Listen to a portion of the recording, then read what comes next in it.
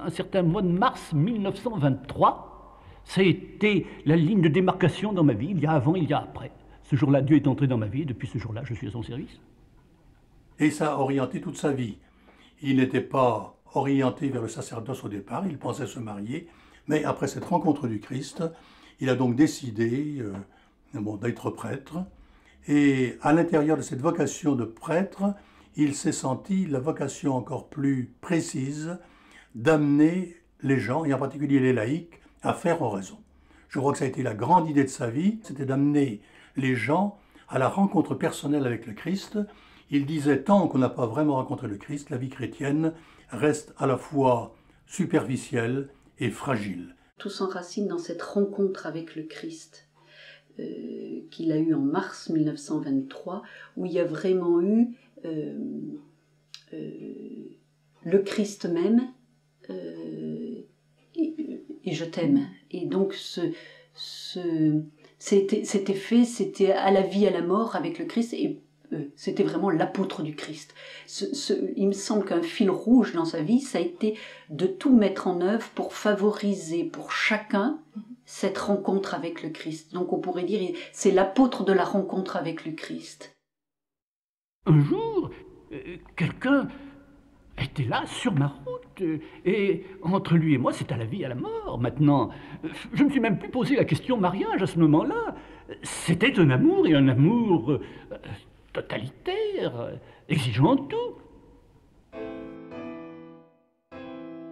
C'était quelqu'un qui était toujours... C'est pour ça que souvent, ce n'était pas toujours très facile avec lui, parce que on sentait, il était toujours tendu vers Dieu, tendu, toujours voulant faire découvrir Dieu aux autres.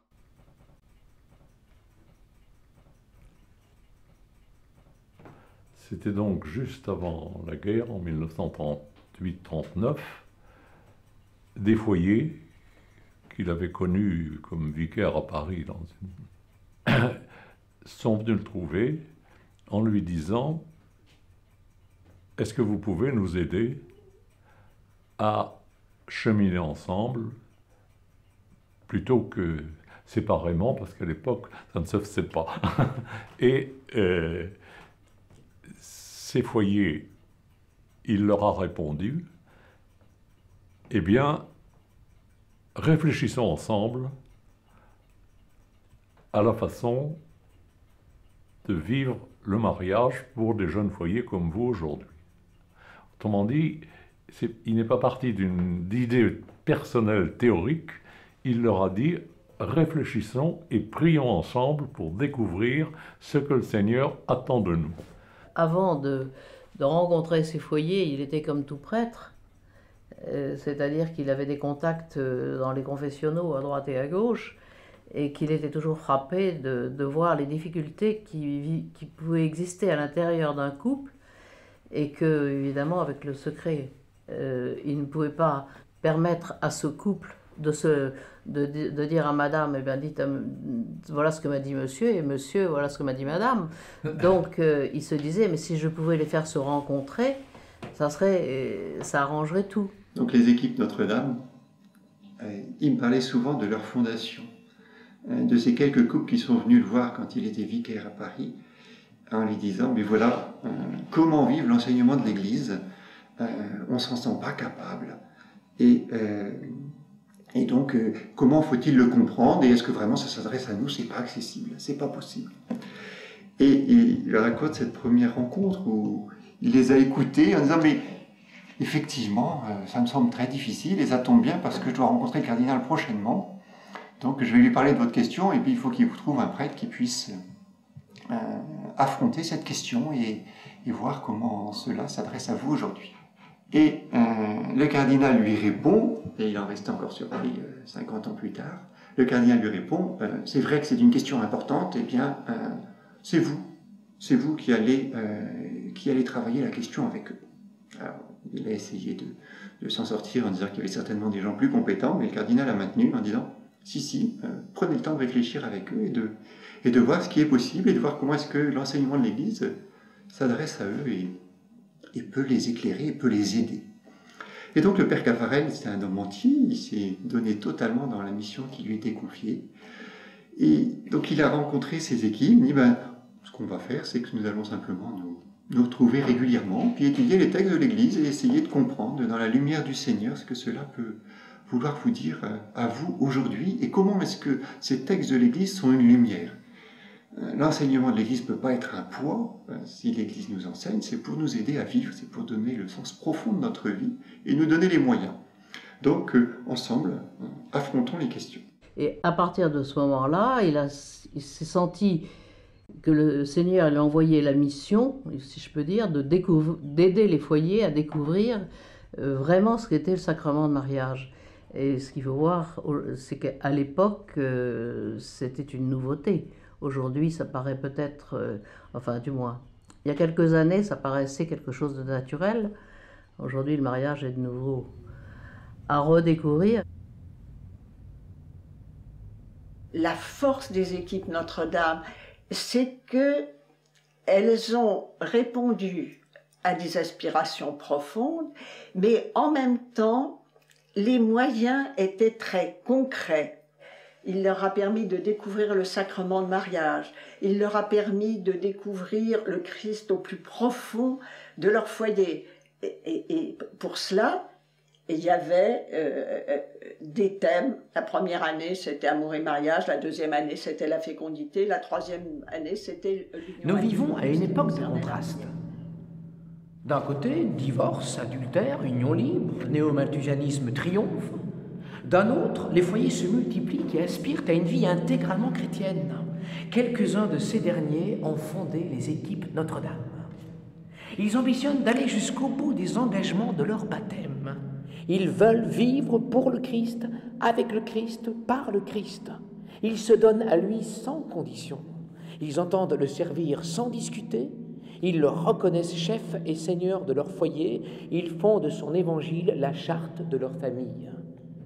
Ils veulent que leur amour, sanctifié par le sacrement de mariage, soit une louange à Dieu, un témoignage aux hommes leur prouvant avec évidence que le Christ a sauvé l'amour, une réparation pour tant de péchés contre le mariage. Ils entendent être partout les missionnaires de Christ. Et ils ont décidé de faire équipe. Une réunion d'équipe.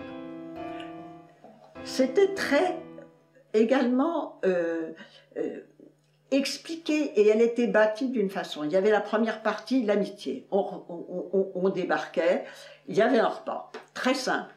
Pas du tout d'émulation entre les maîtresses de maison. Alors on disait toujours les équipes Notre-Dame, c'est les nouilles et le jambon. Pourquoi? Pour que ce soit simple et en même temps festif, convivial. On partageait la vie. Après ça, il y avait un temps de prière. Il y en avait, je crois, je me souviens plus très bien, il y a c'est si long, mais ça devait être au moins 20 minutes, pas une demi-heure. Bon, et c'était codifié, le repas ne devait pas dépasser une heure. Ensuite, il y avait ce que je ne sais pas comment vous appelez ça maintenant, mais on rendait compte de la manière dont on avait vécu son mois. Alors on partageait, il y avait un temps en disant, vous savez, moi, l'oraison... on n'a pas toujours été fidèle. On avait 10 minutes de raison par jour. Et puis, le devoir de s'asseoir, on ne l'a pas encore fait ce mois-ci. Ou au contraire, si ça a été mieux, on l'a fait, etc. Et la prière familiale, il y avait la prière avec les enfants, nos enfants étaient jeunes. Et bien, tout ça, c'était des moyens concrets, simples, et qui nous ont permis de vivre en profondeur notre vocation de foyer.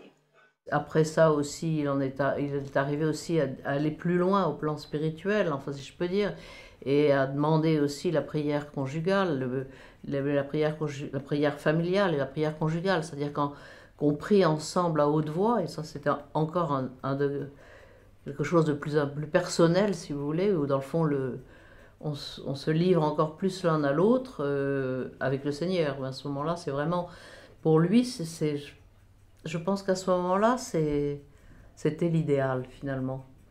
C'est-à-dire que c'est le couple et Dieu, Dieu et le couple, c'est les trois qui se parlent ensemble. toute ma pensée, tout mon effort a été d'enseigner c'est mal dire, de faire découvrir aux gens mariés que l'amour humain est une route vers Dieu. Mais précisément, encore faut-il savoir de quel amour on parle, encore faut-il baliser la route, encore faut-il les aider à cheminer sur cette route. Mais je crois très fort cela, que l'amour humain parle de l'amour de Dieu comme une espèce de parabole. Les équipes Notre-Dame m'ont amené à me convertir. Autrefois, j'étais un chrétien traditionnaliste et je faisais mes prières du type « Notre Père, il vous salue Marie ». Je priais surtout à la guerre quand j'étais en danger et après ça, j'oubliais. Mais le fait d'abord d'être amoureux, deuxièmement de rentrer aux équipes Notre-Dame, m'ont fait approfondir ma foi. Et c'est depuis ce temps-là, depuis ces années 1957, que je suis devenu chrétien, alors que je l'étais théoriquement depuis 28 ans ou 30 ans.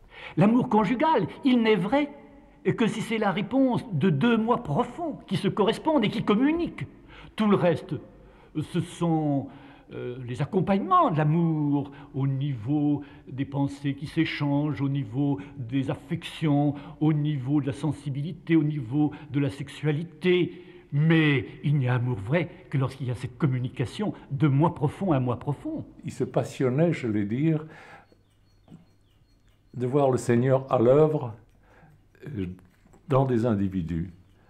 Et, autrement dit, ce n'était pas simplement l'ambition, je vais dire, dans des réalisations qu'il avait entreprises, mais c'était également l'ambition de voir le Seigneur à l'œuvre et j'allais dire, de voir les gens transformés par le Seigneur progressivement, les gens qu'il suivait, pas forcément celles qu'il dirigeait, mais celles qu'il avait l'occasion de suivre et de rencontrer. Ça allait carrément jusqu'à dire « j'ambitionne de faire de vous des saints ».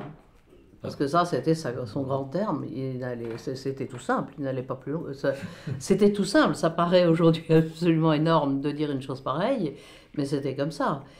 Et ça, alors, très particulièrement dans le foyer. Le père Caffarel a quand même relativement rapidement compris que pour répondre à cet appel, à cette vocation profonde du couple chrétien, du foyer chrétien, eh bien, il n'y a pas d'autre moyen que le chemin de la sainteté. Et donc, ces couples qui voulaient vivre l'enseignement de l'Église, eh bien, l'Église leur proposait un grand chemin, un beau chemin, le chemin du don total, mais un chemin qui était exigeant. La charte a été rédigée, donc avec ces points concrets d'effort qui étaient imposés, enfin qui étaient proposés à tous les couples des équipes. Et à ce moment-là, un certain nombre ont dit non, ce n'est plus le mouvement dans lequel nous sommes entrés, et donc un certain nombre d'équipes ont quitté les équipes Notre-Dame. La mystique des équipes, pour être vivante et durable, exige une règle. Mystique et règle, comme l'âme et le corps, ne peuvent se passer l'une de l'autre.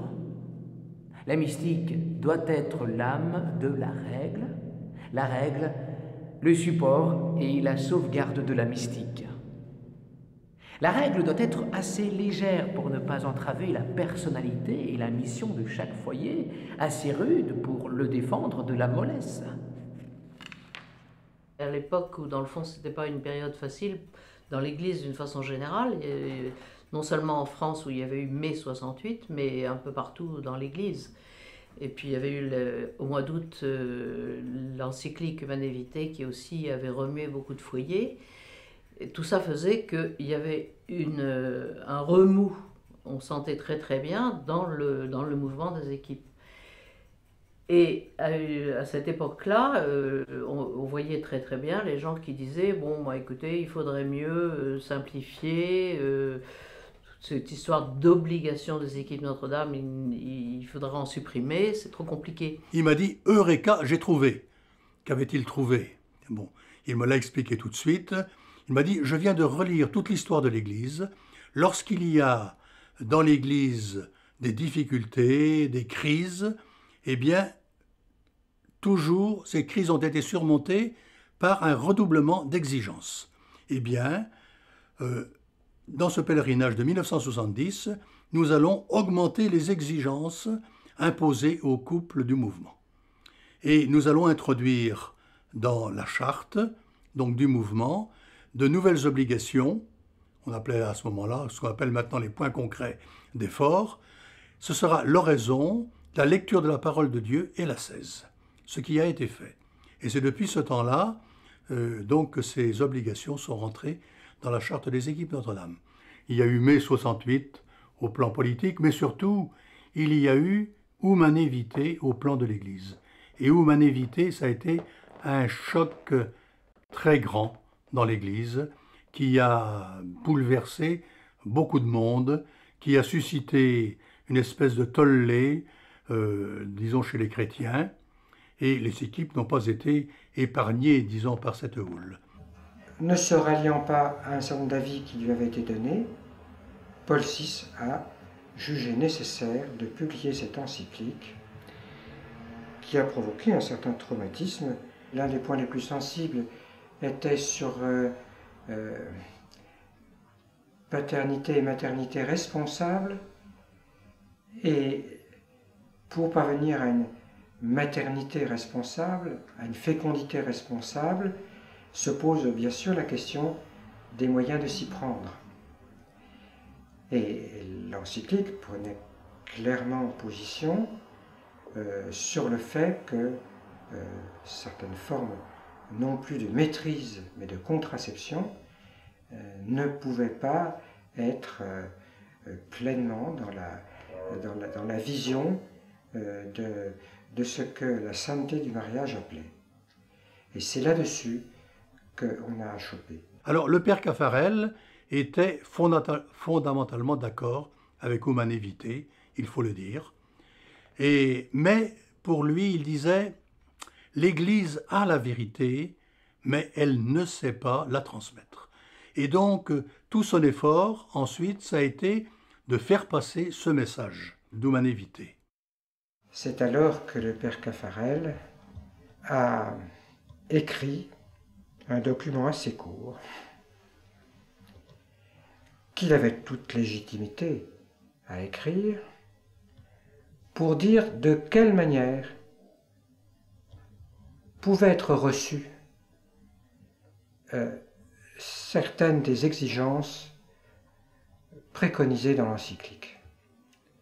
Et cette interprétation a été validée à Rome, alors qu'il introduisait ce qu'est une interprétation, une façon de traduire pastoralement des choses qui touchaient à l'intimité de la vie conjugale et qui, je crois, aura aidé un certain nombre de chrétiens à surmonter ce qui était vraiment une épreuve pour eux. Le pape s'est adressé aux équipes Notre-Dame, nous avons toujours ce discours. Paul VI nous avait accordé beaucoup de temps, et il est venu dans la basilique Saint-Pierre, nous étions tous là, et c'était très très très émouvant. Et il nous a parlé en disant la confiance que l'Église avait dans ce mouvement, dans sa recherche, dans son travail, dans sa vision sur le mariage, et que l'Église en avait un grand besoin. Vous savez, c'était en 70, c'était après les événements de 1968, après la fin du Concile, où l'Église était un peu, nous dirons, comme la barque de Pierre, un peu chahutée sur les eaux. Et donc, ce pape nous a confortés dans ce que nous vivions. Et il a beaucoup, certainement, conforté le père Caffarel. Et on a eu l'impression que l'influence des équipes Notre-Dame était importante auprès du pape. Et que c'est auprès du père Caffarel que sa sainteté, le pape a trouvé une partie de son inspiration concernant la doctrine du mariage chrétien. Alors je crois qu'on peut le dire maintenant, c'est le père Caffarel qui a fourni, disons, la base du discours de Paul VI en 1970, ce discours aux équipes Notre-Dame très très important, où précisément le pape reprend, je dirais, les trois niveaux qu'on vient d'évoquer à propos de la spiritualité conjugale, le niveau de l'amour humain, celui de l'agapé, apporté par le sacrement de mariage, et puis la pratique qui s'ensuit. En 1973, cet homme qui était le grand responsable de ce mouvement, il a dit « je m'en vais ». Et il est parti Il n'était pas la belle-mère qui venait voir comment ça se passait. Il est parti et il a fait preuve d'une grande humilité, d'un grand détachement, et il a fait confiance au foyer auquel il a confié ce mouvement qui lui était certainement très très cher, bien entendu. Et cette humilité, moi, ça m'a... C'est un des grands aspects de son caractère. En même temps, un tyran, difficile, exigeant, etc. Et en même temps, cette humilité et ce détachement qu'il a manifesté, eh ben, moi, c'était magnifique, vraiment. Moi, ça m'avait beaucoup, beaucoup, beaucoup frappé. Aller de l'avant. Il ne s'agit pas de disserter, mais de vivre. La vie fera apparaître les modifications à apporter à cette loi. Nous avons pris nos responsabilités. Priez, réfléchissez et prenez les vôtres. La grande œuvre, ce sont les équipes Notre-Dame. C'est l'œuvre majeure de son extérieur, humainement parlant, où il a donné, je pense, le meilleur de lui-même, qui s'est épanoui. Il n'aimait pas, lui, qu'on le coupe en petites rondelles de saucisson en disant « c'est les équipes Notre-Dame ». Lui disait la chose la plus marquante, c'est cette rencontre avec le Christ. Et c'est cet amour du Christ, cette union au Christ qui est le plus important. On disait tout ce que j'ai fait, mais c'est rien, c'est une paille. Ça n'a pas d'importance. L'œuvre la plus importante, c'est cette union au Christ. Et dans la mesure où il y a cette qualité d'union au Christ, eh bien à ce moment-là, tout découle. Ô toi qui es chez toi dans le fond de mon cœur, fais-moi te trouver dans le fond de mon cœur.